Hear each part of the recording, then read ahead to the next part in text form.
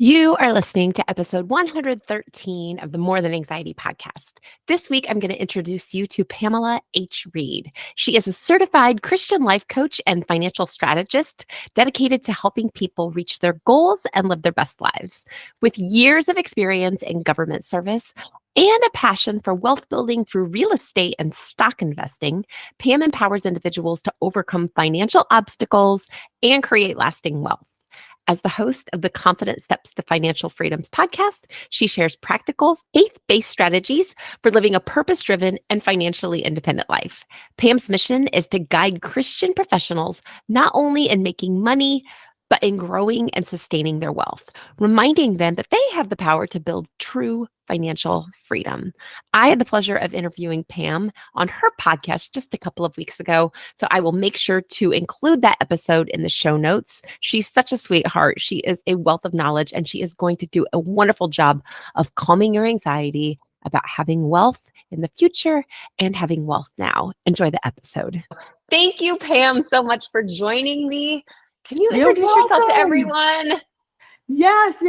Well, thank you so much, Megan, for having me. I'm so happy to be here to share a little bit about financial freedom. It truly is a journey that I believe most people would say they are on that journey. They might not have declared it per se, but most of us want to be free financially. And many of us see freedom in different ways, so that freedom can look different ways for different people. But I desire for women, men, Christians in particular have been my segment that I focused on to be financially free. We give so much of ourselves to our jobs and our businesses and the different things we do. And the whole goal most of the time is just to have a better life, to be able to do the things we want to do, be able to have the things we want to have. But, you can find yourself just going and going and going. And, you just, while you've never declared it or whatever, you do want to get to the place where you're kind of at a place where you are just free to do what you want to do. And I just desire to help people get to that space where they can do what they want to do. Ultimately, for the way I teach financial freedom, it means being able to reclaim your time, to do the things you want to do, to live the life you want to live. And of course, we know it takes money to do that. So therein comes the finance piece. So that's what I'm about. My mission is to help people to get to that place where they can have options in their life. They don't have to just do what they have to do. I got to do what I got to do. We always hear people say that, got to do what I got to do. So that usually means I'm getting up, I'm going to work, I'm working on my business, I'm doing what I have to do to live the life I want to live. But we can be strategic about this, and we can be more intentional about this to make sure that we get to live that life while we're here on earth in the flesh. I love that you mentioned that it is different for everyone. And I think that so often we look at somebody and we think, well, do I want this or do I want that? Or we think that we're supposed to have the same level of income or the same desires that somebody else has. But to just recognize that really what we want, I think whether we're coaching somebody on stress and anxiety or whether you're coaching someone on financial freedom, we all want the same thing, don't we? Yes, we do. Yes, we do. We all want the same thing. Right. Like you said, whether it's to be free from anxiety or, financially free, it's an element of freedom that people desire, and so we're looking for it. And we as coaches, we can help come in and try to help people get free, with anxiety. I mean, certainly in the financial arena, oh gosh, people feel anxious. People feel anxious, right?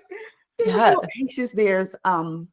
There's anxiety, there's stress related to finances. Unfortunately, often there's stress in this.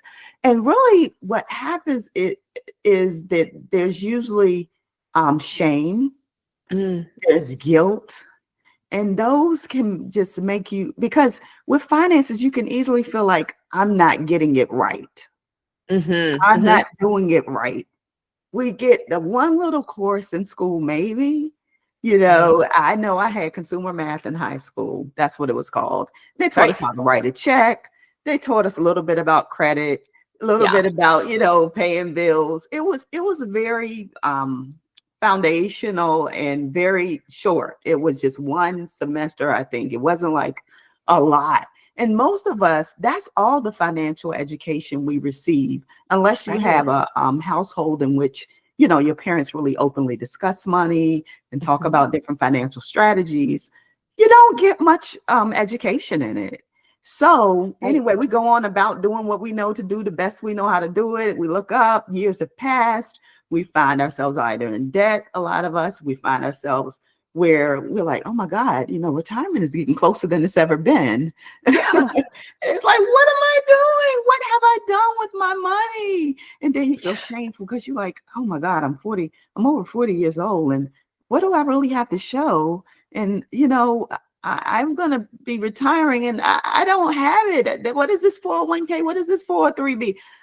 What Right. is this stuff? You just have all of this swirling around, Right. which equals stress.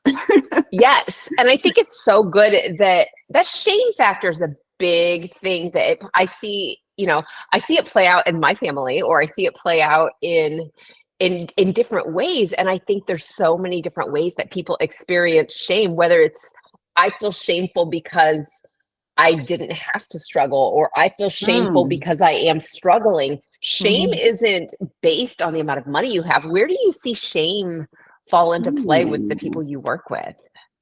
Well, I will say most of the time it's on the side of feeling like they have not met the mark as Okay. opposed to having too much. Or, that's a different side. But I tend to deal more so with people who feel like, okay, here I am. And I'm very ashamed because my financial house is just not in order. Hmm. Like I said, it can take on the look of a lot of debt. It can take on the look of just not, just feeling like unprepared and not ready, and so they're ashamed. They're like, and these are people who usually make good money, like as good in quotation, air quote good, because good is Right. relative. But Right. most people would consider them, they're above the median income by far, and they're Hmm. making money. They don't necessarily have a problem with making money, but the problem comes in with keeping the money and investing the Yeah. money. So with money, usually the problem can lie certainly in making or earning the money. You do have people who feel like, I just don't have enough. Then you have people who feel like, well, I have money, but it just goes through my hands so fast. It's just, so they have a problem Right. more so with keeping the money. And then you have the people where it's like, well, I've done the different things, but I haven't really grown it. It's just here and, I'm getting the bare minimum on it in the bank and I haven't grown it. Or nor do I know how. Like, I don't really understand all that stuff. It's technical and it just makes me just be like, oh God, I can't even deal with that.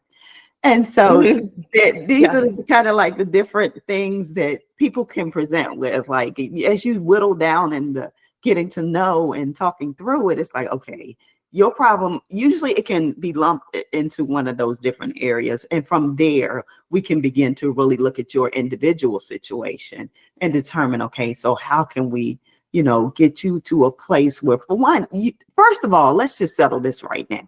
There is no shame here. No shame allowed. No Thank you. shame Yes. allowed. We've No all shame. got our issues, so no shame. Yes. Yeah. You didn't, most of us have not received a lot of education in this. Right. So let's get rid of the shame. You are good. You are smart. You can do this. You're able to do this. I'm going to help you. Mhm. You're good. You're good. I am big on you're good because Yes. we're made in the image of God. And just because he decided to make us, he said we are good. So you're good. Now, we Yes. do all kinds of things. We make decisions with the best we know how to make the decision. And so we end up in the situations we're in.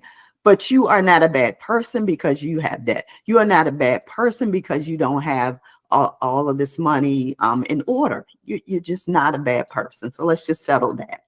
Mhm. Money is money. It's a tool. We have numbers that are on papers, on computer screens. Let's just neutralize all of that energy. Mhm. Just that, you know, just let's Mhm. just breathe, Yes, these are Right. numbers on a screen, but they are not you. They are numbers on a screen or in your book or whatever you have it where you keep your Yes. finances. So once we deal with that, then we can begin to look more closely and get some clarity, because what happens is with shame, there's often guilt and there's fear. There's just fear because there's Mhm. uncertainty. And it's like, I got some money, but I don't really know what I'm doing with it. I don't Mhm. feel like I'm doing it right. Well, what is right? Well, of course, Yeah. we see, you're supposed to have this, you're supposed to have that. So they don't feel like they're doing it right. So there's their uncertainty with what they're doing with it. And then there's that overwhelm because you kind of feel like it's disorganized. Yeah. It's just not in order the way I feel like it should be in order. And with all of that, there's usually some avoidance. Like, I don't even want to look at it. Yeah.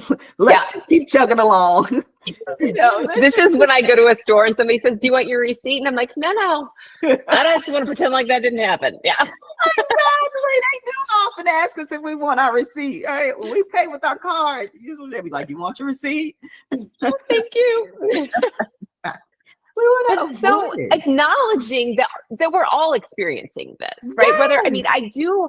I really do think that yes, it's the same problem with a different outlook, whether we're talking with somebody who has worked hard their entire lives and they don't have money in an account to show for it, Hmm. or you have someone who's hardly worked who has a ton of money in their account to show for it.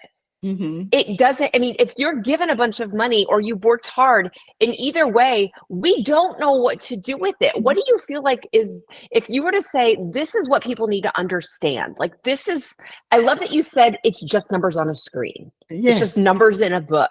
But Yeah. when we look at this lack of understanding or this almost resistance to looking at it, where do Right. you think that comes from? Like, what is that about?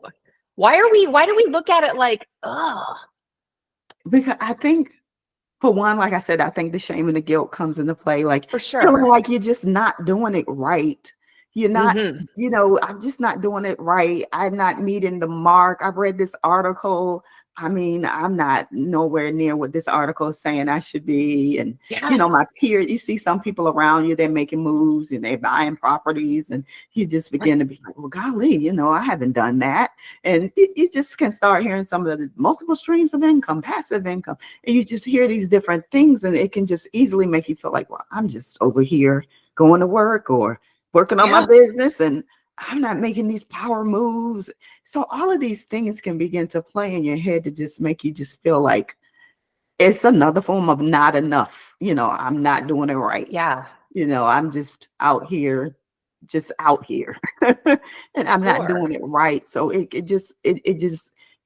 causes all kinds of feelings. Basically, you have these thoughts and they create in the feelings, and they Hmm. can just make you move into a place of just paralysis almost, or you just avoidance paralysis, just Yeah. like I just can't, Right. I And just some of can't. those power moves that we hear about, like Mhm. people that are out buying real estate, if you Yeah. I listen to the Grant Cardone podcast and he's Yes. the billionaire real estate investor. Yes. And I'm like, yes, but you're Grant Cardone.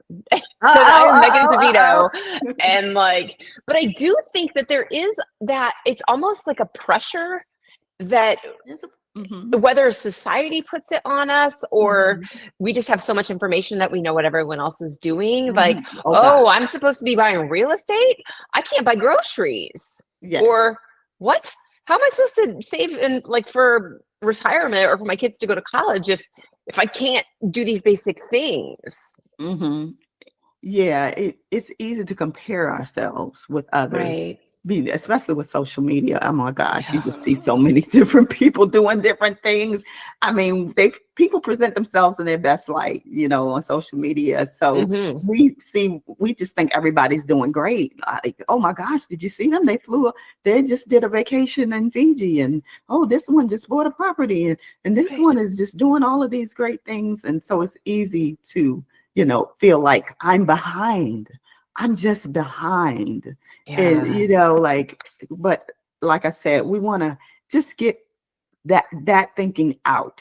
And then one thing that you said stuck out to me. You said, you're Grant Cardone. Okay. So that's I am another thing. not. So I am a Christian life coach at that. And so one of the Christian principles that I work from is that God has given us, he's given us the power to get wealth. And he didn't say only the Grant Cardones, only the whomevers, the Oprahs. No, he's given all of us the power to get wealth. So we got to get away from the thinking that it's only for her or it's only for him because he's so smart and she's just so good with people. And Mm. that person over there is just so great at numbers. I'm not good at numbers. Oh, people just immediately say, I'm terrible at math. No, God has given us the power to get wealth. Let's just settle that. No, it's for all of us. I All think of that us. I'm going to go there because you brought it up. And I love this because there are going to be people that say, it says in the Bible that we should give away all our things. Go ahead. Let them know what that actually means.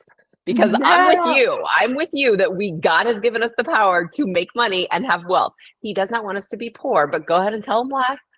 no, God doesn't want us to be poor. He has blessed us with the ability to get wealth, so that we can be a blessing. We're blessed to be a blessing to others. And there's a parable in the Bible that talks about how he gave talents he gave out talents, and talents were basically just opportunities, basically to grow what you have. And the one that buried their talent and didn't grow it, that was the one who was seen as the worst out of it. I'm really paraphrasing this. No, I got you. I know where You you're know going what with I'm this. saying? But so we're the woman with the oil. She had to shut the door, take what she had, sell that oil, and the Lord gave her more and more oil till she would never ran out of oil. In the Bible, it's about growth and increase and abundance. Yes. It's not about, of course, we are to bless and to give to the poor and give some things away, but we're to grow what we have so that we can show, for one, we can show the glory of God. I mean, we talk abundance, but do we really, abundance is kind of like a popular term out here, but It we got to is. believe it's not just for you, it's for me. I can have abundance. The scripture says he came that we might have life and have it in abundance. In abundance. And that means to the Yeah. overflow, not just meeting our needs, but to have more than enough. Yeah. That it's more than enough to give and to live a life that we desire to live. He wants to give us the desires of our hearts. Yeah. But you got to believe it. It's not just for everybody else, it's for you too. It's for you Right. too. So yeah, so I want people to know that you too can have it. As I said, I'm a Christian. I was raised in the church. A little bit about my story. I'm a preacher's kid. So I've been around church and church life much in my life. And Mhm. I would notice that, people are, you come into the church and you're encouraged and you're excited. And some of the messages would even be about wealth and God has blessed us and we can have the things we desire. And, we'll confess I'm blessed and my bank account is blessed and different things that we would get specific. But then I would see people, still struggle. You would see some that would seem to have increased, but you would see a lot of people that it seemed to be a struggle. And I was like, there just seems to be a gap between the faith and the faith confession and the actual manifestation or the realization of what they're believing for. And the Bible tells us that faith without the works or without action is dead, pretty much. It's not gonna, Yeah. So we can sit here and say, I can have it. It's mine. We can quote a scripture, but then do we know what to do? And I think that's where people just kind of sometimes just be like, I don't know what to do, Right. I believe it, and that would be great, but I don't see it because I'm not doing anything. And part of that is because we don't know what to do. So how do you walk people through that? Like if we took it down to, let's just take this big, scary topic of finances where we can throw out, we could throw out the stock market and 401ks and all these overwhelming topics like you need to invest. But how do we break it down to where do people start? For people listening that say, that sounds great. I would love it if God would bless me, but I don't have the actions because I don't have a clue. Right. What do you tell them? So we got to start. It's like, okay, so like I said, often there's avoidance. And there's another word in the Bible. It says, lift up your heads. Okay, let's stop avoiding. Lift up your heads, O ye gates, and the King of glory will come in. So lift up your head. And what I mean by lift up your head is, okay, let's begin to get some clarity. So where are you? We're going to have to look at the numbers on the screen, but these are just numbers on the screen. They do not determine your worth. They don't. So let's look at the numbers on the screen. Okay, where are you financially? Let's see where you are. Let's kind of look, what do you have? Because you have something. You do have something. You can feel like you don't have anything. Well, let's begin to look. What do you have? And so we often look at our income and we look at our bills, but a lot of people just don't sit around and look at net worth. And that's one of those terms that could even make you like, oh God, what is that? But okay. Net, gross. I can't remember the difference between the two. Yeah. So we're looking at you. So we can start by we can certainly look at everything. So what do you have coming in? What do you have going out? Because that's basically your spending plan.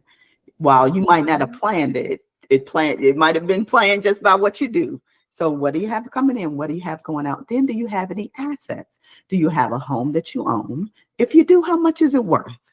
Do you have some stock? If you do, how much is it worth? What do you have? There are different things you have. Do you have some jewelry that's worth something? Do you have a car that might have some value to it? So you're going to look at all of the things. A retirement account. Sometimes people have retirement accounts. They just don't pay them any attention.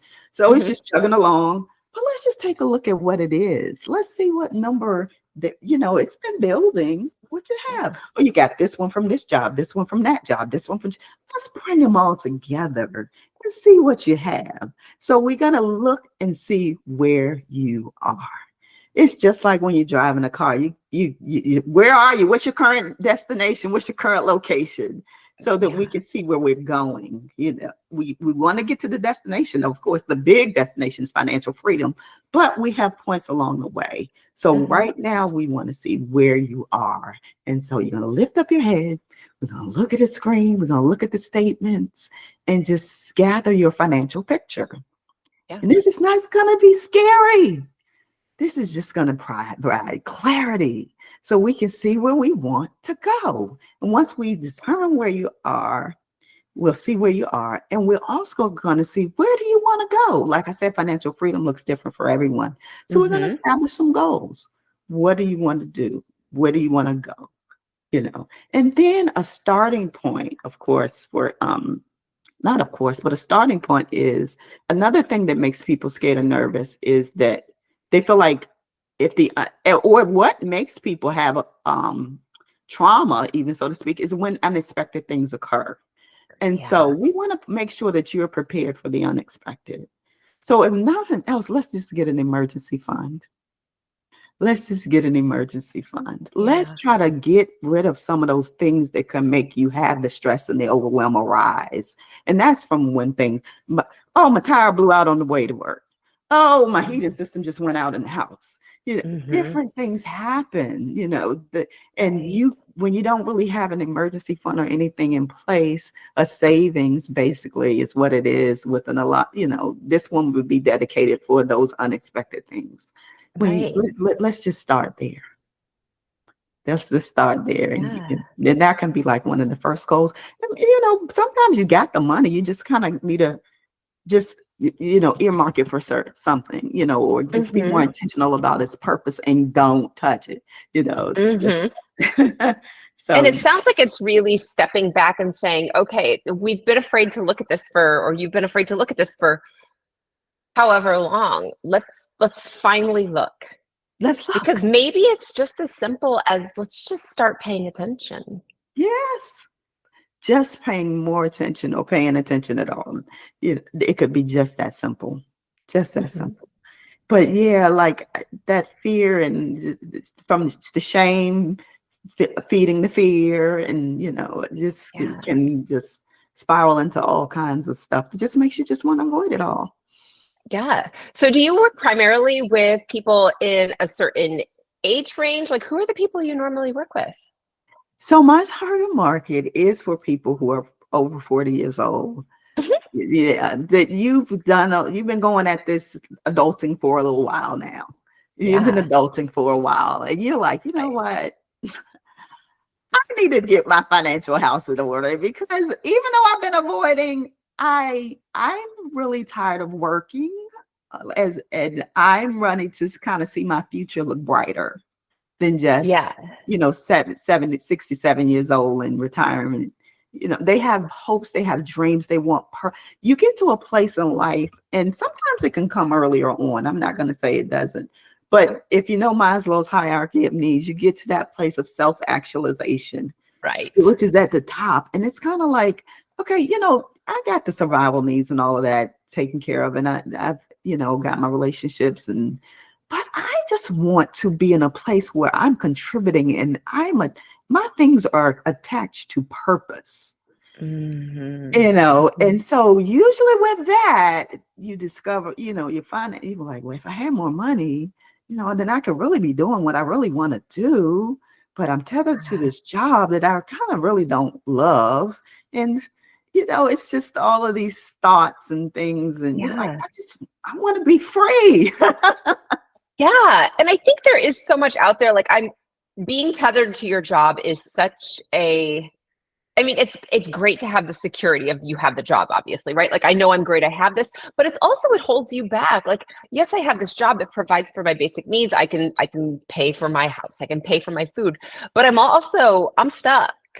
Like, I'm stuck. I'm with this job, and maybe it's not getting you where you want to go. And I think that, having the money to be able to, for me, that idea of freedom, especially in this past week with 2 hurricanes in 2 weeks, it's been like, I wish I could do so much more. I wish I had that financial freedom, not just for myself, to be able to go out and, to be able to, I want to, like, I'm looking at my deck and I'm like, oh, we need new deck boards.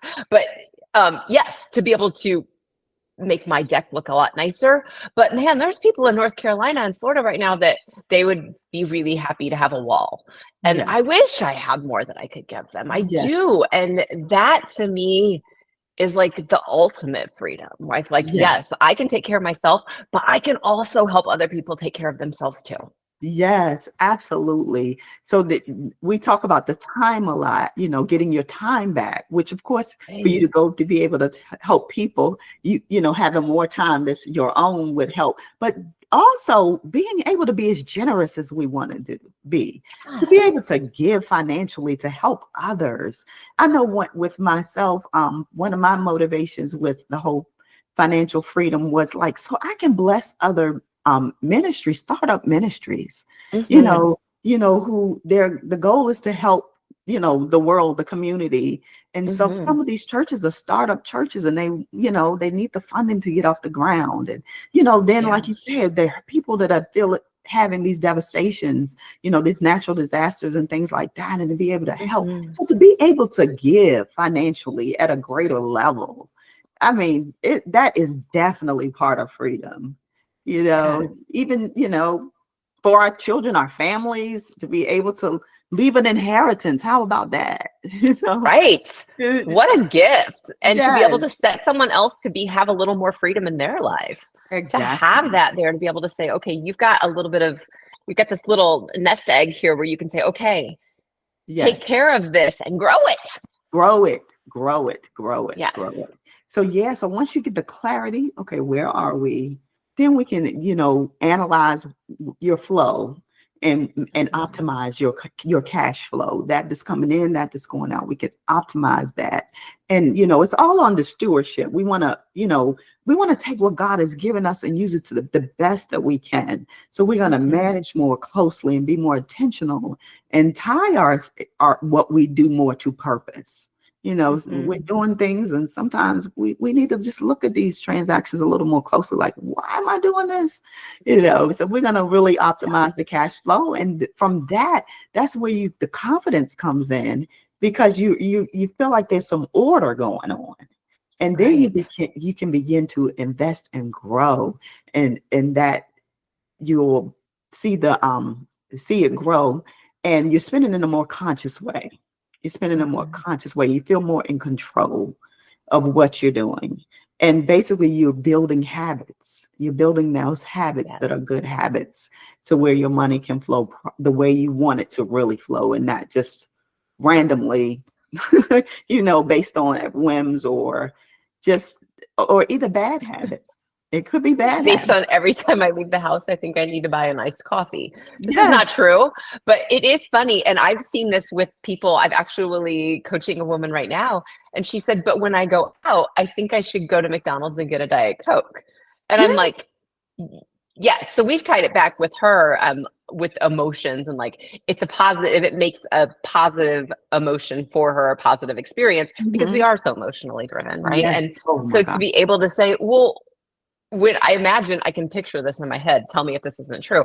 You sitting down with someone and saying, why do you have 20 transactions at Starbucks? What's happening when you're going to Starbucks every day that's making you go there? Yes. Is it just a bad habit, or is it because, well, I feel frustrated, so to feel better, I go out and buy the Starbucks? That's an expensive habit that sure can have very easily. Like, I have to be really mindful. Oh my God. And it could be tied to so many things, just like you said. For many people, spending is emotional.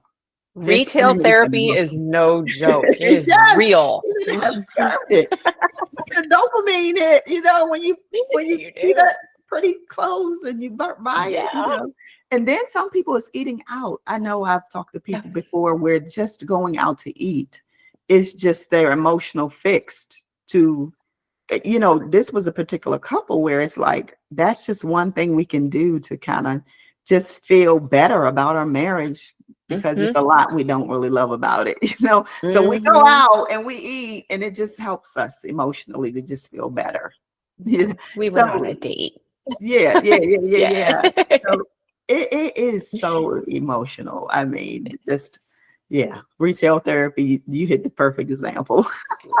I used to laugh that I'm on to myself, but I would notice that anytime I would start to get stressed out, I would actually think I needed to go buy a new white or black t-shirt. Only white or black. I had like white t-shirts and black t-shirts, and then like 3 other colors maybe. But it was like, I definitely need a new white t-shirt. No, I did not. But I was definitely probably already stressing about money, which is funny, because my solution was just to go spend some more. And I think back to what you said at the beginning, it can be very hard to hang on for some people. Like, they have money or had money, and suddenly it's gone. And we see this with celebrities and people who win the lottery. Yes. People who win the lottery, they can't. Can you have money in your account and just let it sit? Or do you have to spend it? Can you be comfortable with just having money? Some people cannot. Some people are just like, that can really be a struggle. Why? It sounds like, of course, but when you really think about it, can I just rest and just say, yeah, there's plenty of money in the bank and I don't have to spend it?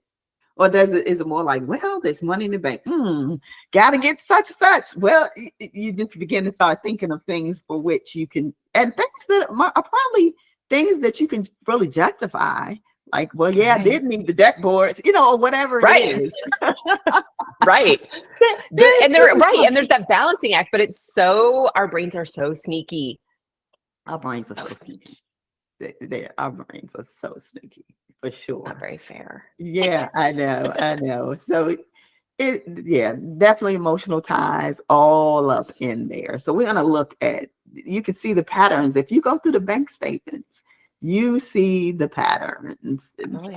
Okay. And you can see, like the Bible says, where your heart is, your treasure lies. You can see kind of where your treasure lies. Like, it'll show you yourself.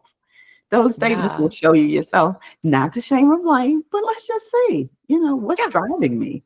Yeah. That's so good. And it's so good just for people to understand, I think, where when there's shame, so often, shame thrives in the dark. And if we don't Mhm.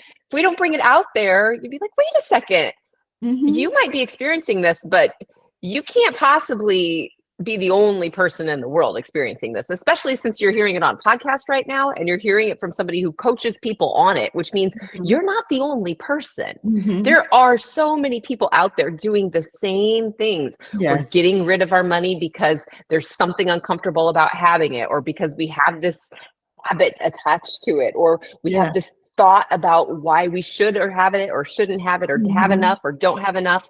Mhm. It's really okay to look at your bank statement and to say, what is going on? I did this last night. My Yeah. 18-year-old came home 2 nights ago. He's like, got to go to my room, got to make a budget. And I'm like, thank goodness, it's about time. And so his stuff is, he just turned 18 in July and his bank account is actually under my name. So I pulled it up and I'm like, what did you buy for $40 on TikTok? But yeah, just being willing to say, oh, that's really uncomfortable. I can't believe I did that. Yes, yes, yes. I mean, we all do some things, sometimes we indulge in different ways, Oh yeah. we all do it. But I love the way he was like, gotta make a budget. He was I know. like, I was like, whoa, what happened? What happened today? It's cool. Yeah. his awareness is great. Okay, look, I know this is not something I need to continue to do. Let me budget because I do like doing it. Yeah. So that's the thing. If you can be planned in your spending, at least plan for it. Yeah. Plan for the things that we don't want this to be like a frugality, drudgery, where it's like I can't ever have the latte. It's just save, save, save, save. That's come on. We want to enjoy the journey to financial Yes. freedom. So let's just be a little bit more planned. Like let's plan in the joy. We can plan in some lattes. We can plan in some travel. We just want to have a plan. Yes. And that's I what I want to love help that. with. I want to help with the plan. I want you to have a Yes. plan that's tailored to you, of course, and your situation that can help guide your financial decisions so that you feel confident in what you're doing and that you're on the path to financial freedom. I love that. Tell people where they can find you. How can they connect with you to get some help? Well, please, please, please reach out to me. My website is Pamela, PamelaHreed.com. That's PamelaHreed.com. From there, you can reach out, you can schedule coaching, you can find out more about me. That will help you. I do have a podcast, Confident Steps to Financial Freedom, that we drop episodes on Mondays. And let's see, Instagram, I'm at Pamela H Reed, at Pamela H Reed. So my Instagram is not the most up to date, but still reach out. I'm checking it regularly and I plan to have more content. So follow me. So those are the 3 ways right now, Megan. So I look forward to hearing from you. Yeah. And I will link all of those in the show notes so people can connect with you and find you. Thank you so much for your encouragement and for your direction, because we need it crazy out there. And I think that this is something that once we have a little more control, all the stress and anxiety comes down, and you are such an inspiration and like such a great resource for people. Thank you for being on today. You're welcome. It's been my pleasure.